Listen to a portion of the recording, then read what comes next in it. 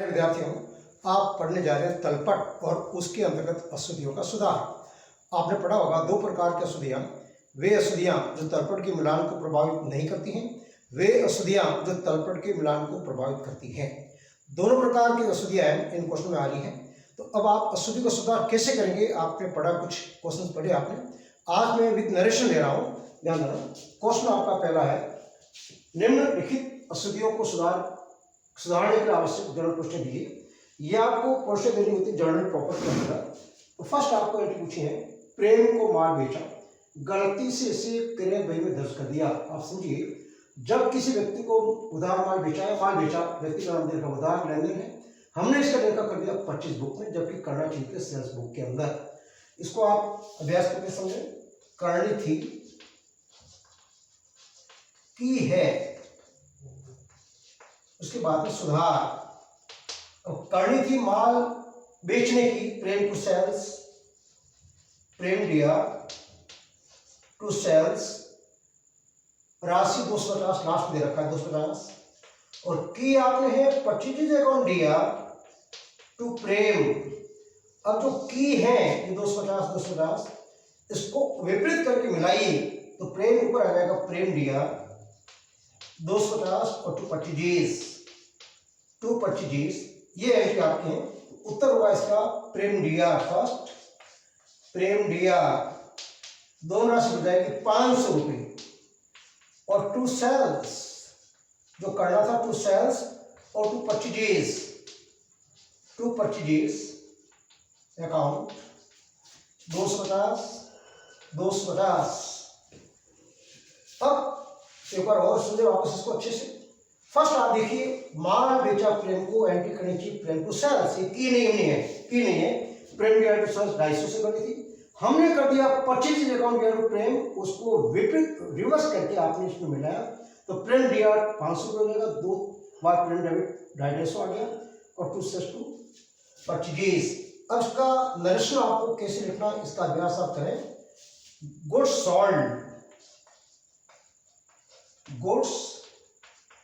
sold to Prem, but wrongly entered in purchase book, now rectified। इस तरीके से आपको ये पुष्टि उसका नरेशन लिखना है। नंबर 2, मोहन से 100 रुपये प्राप्ति जिसे सोन के खाते में खाता दिए, खाता ने कर दी। आप देखिए, मोहन से राशि प्राप्ति तो मोहन को शेयर करना था देने वाले को, हमने सोन को शेयर कर दिया, तो रद्द करने के लिए सोन को डेबिट कीजिए और मोहन को मूल जो आपको शेयर करना था कीजिए। सोहन टू मोहन, सुधार की एंट्री होगी सोन से अकाउंट दिया, इसको रद्द कर रहे हैं, और टू मोहन जिसे आप शेयर आपको करना था क्योंकि उससे हमको राशि मिली है। राशि आपकी है 100 रुपये, ये 100 रुपये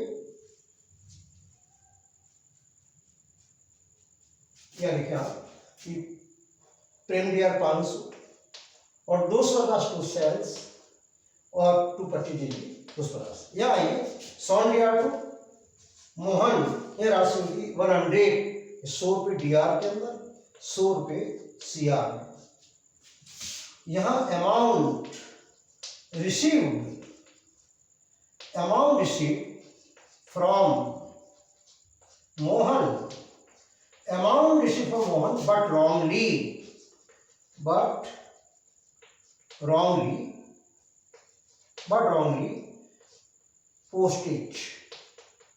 wrongly postage in Sohan account, now rectified। इस तरीके से आपको सुधार की एंट्री करनी है। नंबर 3, 200 रुपये दुकान का किराया चुका, दुकान से भवन, दुकान से भवन का किराया चुका है, दुकान किराया चुका है, गलती से दुकान मालिक के व्यक्तिगत खाते को डेबिट कर दिया। अब जानते हैं, दुकान का किराया चुकाओ या भवन का किराया चुकाओ, उसमें आपको रेंट टू कैश करना चाहिए था, हमने रेंट को डेबिट न करके उसने लैंडलॉर्ड को डेबिट कर दिया शब्दों में। तो लैंडलॉर्ड जो डेबिट किया उसको रद्द करने के लिए शेयर करना पड़ेगा, और रेंट जो किराया चुका है खर्चा पर उसे डेबिट करना चाहिए। तो रैंड डेबिट करना चेक कर लीजिए, और गलती से जिसको व्यक्तिगत खाते को डेबिट किया है उसको डेबिट करने के लिए सीआर कीजिए। यहाँ पर rent DR, rent account DR to landlord, to landlord account. यहाँ भवन है, भवन का मालिक, और राशि आपकी है 200 रुपये, 200 डीआर में, 200 सीआर में। इसका दर्शन rent pay to landlord,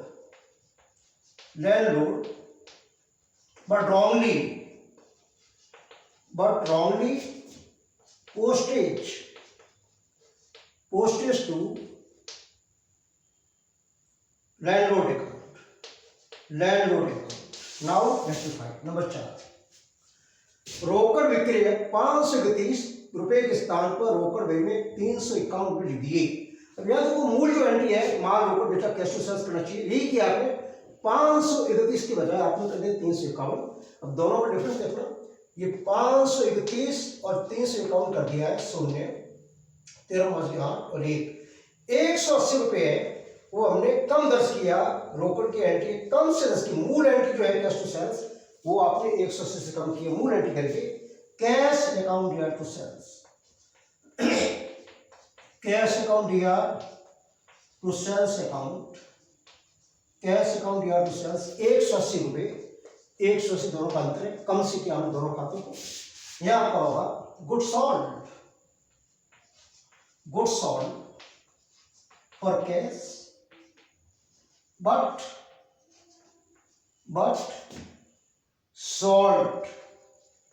shortly entered in cash book, now rectify। ये आपके स्थिति में सुधार का पहला क्वेश्चन है। अब आप सेकंड क्वेश्चन ले रहे हैं, इसमें आपसे पूछा है एक तलपट में 108 रुपए का अंतर है। इस अंतर की राशि को सस्पेंस अकाउंट भूल को खाते में डेबिट कर दिया, डाल दिया, और उसके बाद में अगले वर्ष में आपको ये त्रुटियां ज्ञात हुई, उनको आप सुधार कीजिए। इसमें आपको सस्पेंस अकाउंट आपको बनाना है, तो इसमें आपको 5 जो टाइम दे रखा, मैं आपको प्रारूप में करा के सीधा लूंगा, इस तरीके से आपको प्रारूप में एग्जाम में करना है। 5 करो आप जानते हैं जनरल प्रॉपर के अंदर। अब यहाँ जो फर्स्ट आपको दिया है 540 की पुरानी वस्तु बेची जिससे विक्रय खाते में खतौनी कर दी, तो फर्स्ट आप देखिए कोई भी संपत्ति आप बेचते हैं तो संपत्ति सीआर होती है। हमने सेल्स को शेयर कर दिया गलती से, तो सेल्स को रद्द करने डेबिट कीजिए, sales account DR to machinery, पुरानी मशीन है, टू मशीनरी, राशि आती है 540 old machinery sold but wrongly postage in sales account, now rectify, या pertained, now rectify। ये आपकी फर्स्ट एंट्री है। इसमें स्पष्ट है आपने मशीन बेची है, जाने वाली वस्तु को आप शेयर करते, मशीन शेयर होना चाहिए, ये आपकी पूंजीगत मत है। जबकि हमने सेल्स को शेयर कर दिया था गलती से, और सेल्स को रद्द करने का आप डेबिट कीजिए 540। नंबर 2, मोहन से 41 रुपये प्राप्त हुए, रोकड़ व्यय में से दर्ज की, किंतु मोहन के व्यक्तिगत खाते में केवल 14 रुपये खताई। याद रखें कैश बुक के अंदर सिंपल सी एंट्री मोहन से राशि प्राप्त होंगे, कैश अकाउंट या तो मोहन 41। अब यहाँ जो मोहन के अकाउंट में खतौनी करते समय हमने केवल 14 रुपये लिखे हैं। अब दोनों का डिफरेंस देखना, 41 की जगह में लिखा है 14, 11 में 7, 4 के 7 और 3 में क्या 2, 27 रुपये का अंतर है। 27 रुपये से हमने कम लेखा किया है, मोहन को सीआर कम किया है। अब जानते हैं किसी व्यक्ति से राशि प्राप्त होने पर उसको सीआर कर देने वाले को सीआर करते हैं, मोहन को सीआर आपको करना था 41 से, हमने कर दिया 14 से। तो यहाँ होगा सस्पेंस अकाउंट डीआर, गलती केवल मोहन अकाउंट में, suspense account DR to Mohan से अकाउंट, डिफरेंस एक बार देखिए, 41 और 14, ये 7 और 3 2, 27 रुपये, ये 27। यहाँ लिखेंगे इसमें amount received from Mohan by, but shortly postage in Mohan's account. Now rectify. Number 3, क्रय बही का योग 15 रुपए से कम लगता है। सिंपल सी बात है, किसी बही का योग कम लगता है या अधिक लगता है, केवल एक खाते में गलती होगी, उस खाते का नाम होगा जिस बही को आप जिससे बंद करते हैं उस खाते में त्रुटि है। अब परचेज बुक को आप बंद करते हैं, परचेज अकाउंट डेबिट से, तो योग कम लगा है तो परचेज अकाउंट के डेबिट में 15 रुपए कम पहुंचे, केवल एक पक्ष शुद्धि है। अगर परचेज अकाउंट में गलती है तो परचेज अकाउंट या तो suspense, purchase account DR to suspense account, राशि है 15 रुपए, ये 15 being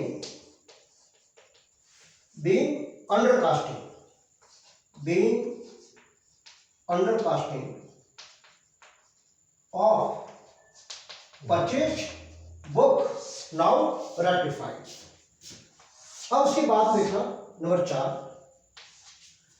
एक देनदार के 110 रुपए देनदार की सूची में नहीं दिखाए। आप मैंने समझा था तलपट के अंदर ट्रायल बैलेंस में 2 लिस्टें बनती हैं, देनदार की सूची और लेनदार की सूची। आप जानते हैं डेट्स आपके एसेट है, इसका डेबिट सेस होता है, तो देनदार के खाते में 110 रुपए कम पहुंचेंगे, इसकी सुधार के लिए करेंगे डेट्स अकाउंट या सस्पेंस, सन्ड्री डेटर्स में विविध देनदार, account DR to suspense account, और राशि आपकी 110 being total of debtors list shortly by rupees 110, 110 यानी देनदार की सूची का योग 110 से न्यून या कम लगाया गया। अब हमने सुधार नाउ रेक्टिफाई लिखे। नंबर 5, 10 रुपए का एक देनदार को बट्टा दिया किंतु बट्टे खाते में खतौनी करना भूल गई। आप याद रखें, किसी भी देनदार को बट्टा कब देते हैं, जब उसे राशि मिलती है।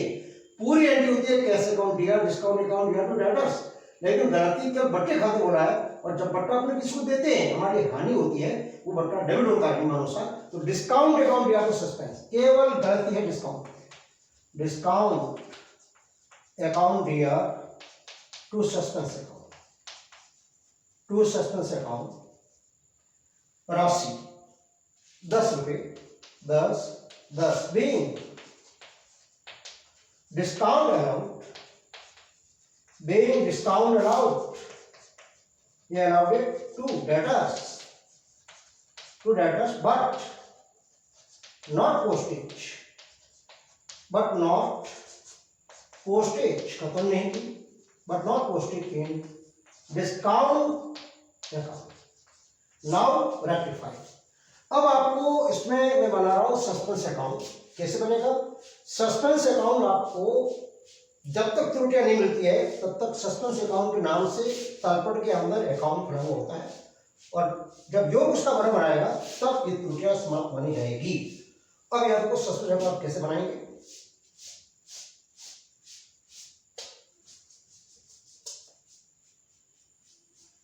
सस्पेंस अकाउंट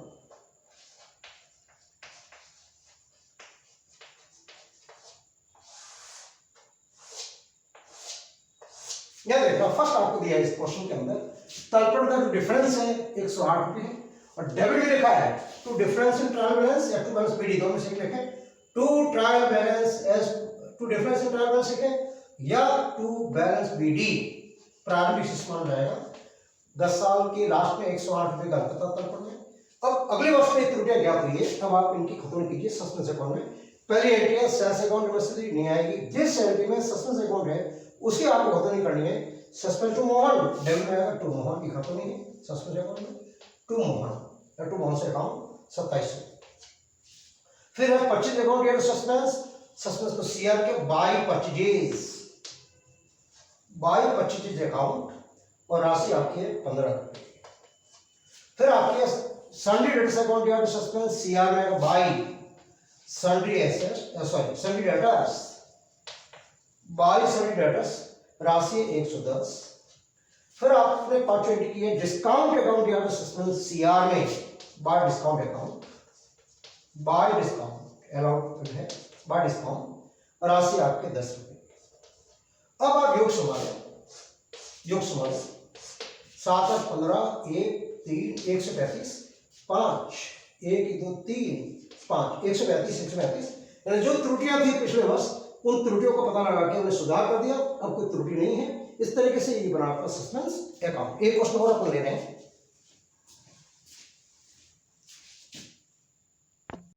क्वेश्चन आपका है निम्न अस्थितियां ज्ञात हुई सुधार की पुष्टि दीजिए। फर्स्ट आपको दिया 3 लाख रुपए का भवनिर्माण पर व्यय किए गए जिसे मरम्मत खाते में कौतनी कर दी। दो प्रकार की व्यय होते हैं आप जानते हैं, पूंजीगत व्यय और आयगत व्यय। कोई भी स्थायी संपत्ति परचेज करते हैं दीर्घकालीन अवधि के लिए उसको आप पूंजीगत व्यय कहते हैं। हमने मरम्मत आयगत व्यय रेवेन्यू मान लिया, आयगत व्यय मान लिया। और सुधार में जिसको डेबिट करना है उसको डेबिट कीजिए, गलती से जिस खाते को डेबिट किया उसको रद्द करने के लिए सीआर कीजिए। भवन निर्माण का मतलब बिल्डिंग डीआर होना चाहिए, वहां रिपेयर्स को डेबिट कर दिया तो यहाँ अगर बिल्डिंग अकाउंट या रिपेयर्स फर्स्ट एंट्री है building account DR to repairs account राशि 3 lakh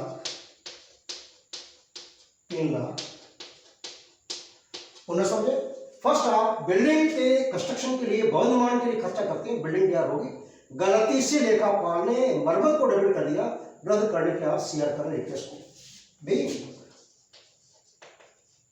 being expenses on building long term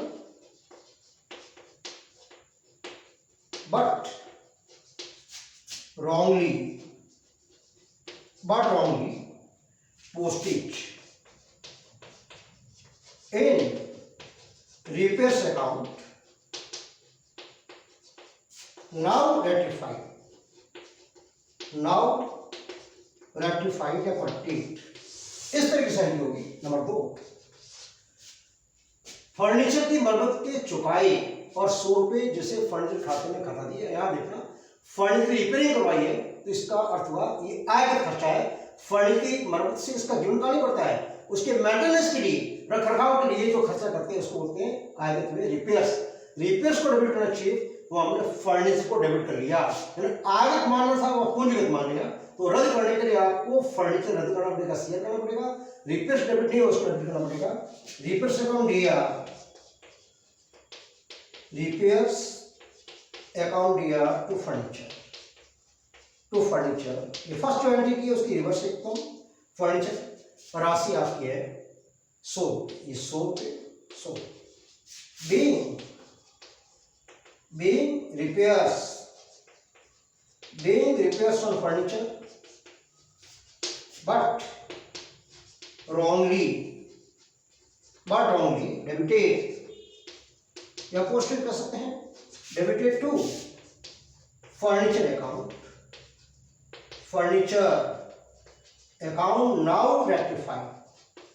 now rectified. इसका मतलब हमने फर्नीचर की मरम्मत की चुका, गलती से हमने फर्नीचर को डेबिट कर लिया, अब हमने सुधार कर दिया। नंबर 3 देखना विजय से माल वापस आया 200 रुपए का जिसका लेखाकरण भूल गई।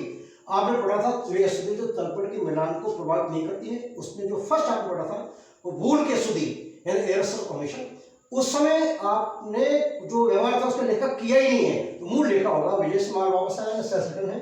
सेल्स रिटर्न अकाउंट दिया सेल्स रिटर्न अकाउंट दिया to Vijay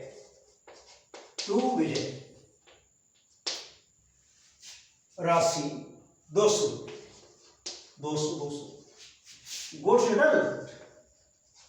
goods return by Vijay not entry made in account इन्हें वजह से मान वापस है, लेकिन इसका हमने कोई लेखा नहीं किया। और इसके बाद आगे लिखे नाउ रेक्टिफाइड, ये नेक्स्ट एक्टिव। नंबर 4 देखें, बकाया वेतन 5,000 रुपये जिससे दर्ज करना भूल गए। अब 3 घंटे के बाद देख लो, पूर्वदत्त वेतन 1,000 रुपये से दर्ज करना भूल गए, विनियोगों पर उपार्जित ब्याज जिसे दर्ज करना भूल गए।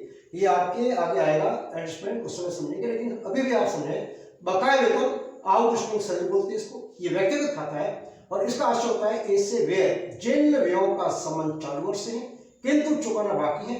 अब इसकी एंट्री की नहीं है, मैंने कर्मचारी को वेतन चुकाया था, नहीं चुकाया है, ये ज्ञात हुआ, तो इसमें मूल एंट्री आपकी होगी और ये आपकी भूल की स्थिति कराएगी। तो यहाँ आपको हो रहा है बकाया वेतन 5,000 से दर्ज करना भूल गए, सैलरी अकाउंट दिया, वेतन आपका खर्चा है, डेबिट होगा इसके नियमानुसार।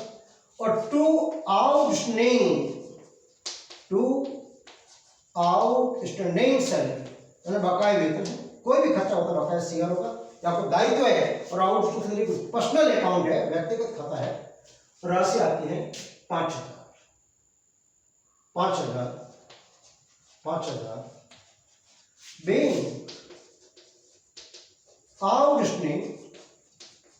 being outstanding salary end of year, वर्ष के अंदर ज्ञात हुआ कि बकाया वेतन है, उसका लेखा निगा। अब हमने सुधार कर दिया। नंबर 5, पांचवी बिल्कुल इसी प्रकार की भूल की सुधार की भूल की स्थिति है। पूर्वदत्त वेतन बोलते हैं प्रीपेड सैलरी, इसका आशय होता है ऐसा व्यय जिन व्ययों का ताल्लुक इस वर्ष से नहीं है लेकिन हमने अग्रिम चुका दिया है, एडवांस चुका दिया कर्मचारी को। तब आप क्या करेंगे, प्रीपेड बोलते हैं प्रीपेड सैलरी, जो हमने चुकाया उसमें आपने एंट्री की सैलरी अकाउंट या तो कैश, कुछ हिस्सा एडवांस आने वाले समय का, अगले वर्ष का है, एडवांस चुका दिया, तो इसकी एंट्री करनी है आपको प्रीपेड सैलरी अकाउंट दिया, या आपके असिस्टेंट, और व्यक्तिगत खाता प्रीपेड सैलरी अकाउंट दिया टू सैलरी को सीआर करने से जितना एडवांस चुका है उसका हिस्सा वो अकाउंट में रद्द हो जाएगा, सही लाभार्थी ज्ञात हो सकेगी। 1,000 जब वेतन चुकाया था सैलरी को डेबिट किया है, उसमें सिर्फ एडवांस है, सीआर करने से सैलरी का ये अमाउंट 1,000 कैंसिल हो जाएगा। और प्रीपेड का मतलब एडवांस चुकाया है, पेशी चुकाया है, अनएक्सपायर्ड है, अर्थात इस व्यय का इस वर्ष से कोई ताल्लुक नहीं है, तो इतना हिस्सा कैंसिल किया जिससे आपकी लाभानी और आर्थिक स्थिति का सही पता लग सके। being salary paid in advance not reported account, now reported account। अब उसके बाद में लास्ट देखना, विनियोगों पर उपार्जित ब्याज जिसे दर्ज करना भूल गए, ये भी आपका एडजस्टमेंट है। इसमें आप कह सकते हैं एक्यूड इंटरेस्ट है, विनियोगों पर ब्याज हमको मतलब ऐसी आय जिस आय का ताल्लुक इसी वर्ष से है लेकिन प्राप्त होना बाकी है। सही लाभानी और आर्थिक स्थिति का पता लगाने के लिए इसको एडजस्टमेंट करनी पड़ेगी, यानी कि एक्यूड डेबिट होगा, accrued interest on investment account दिया टू इंटरेस्ट आपका लाभ है, लाभानी खाते का नियम है सीआर को, इंटरेस्ट किस पर है, ऑन लिखना चाहिए, ऑन इन्वेस्टमेंट। राशि आपकी है, राशि आपको दी नहीं है, माना कि 100 रुपये, ये 100 रुपीज, 100 रुपये, 100 being accrued interest on investment not recorded in account, now recorded। इस तरीके से ये आपने 80 सुधार की क्वेश्चन 3 आपने किए हैं। एक क्वेश्चन आपने सस्पेंस अकाउंट के द्वारा किया है, और आपको नर्सरी कैसे लिखते हैं कल और एक वीडियो रहेगी जिसमें आपको नर्सरी का अभ्यास होगा, फिर एक वीडियो आपका नोटाइप के जितने छोटे क्वेश्चन बनते हैं रचनात्मक, वो आप करेंगे। धन्यवाद।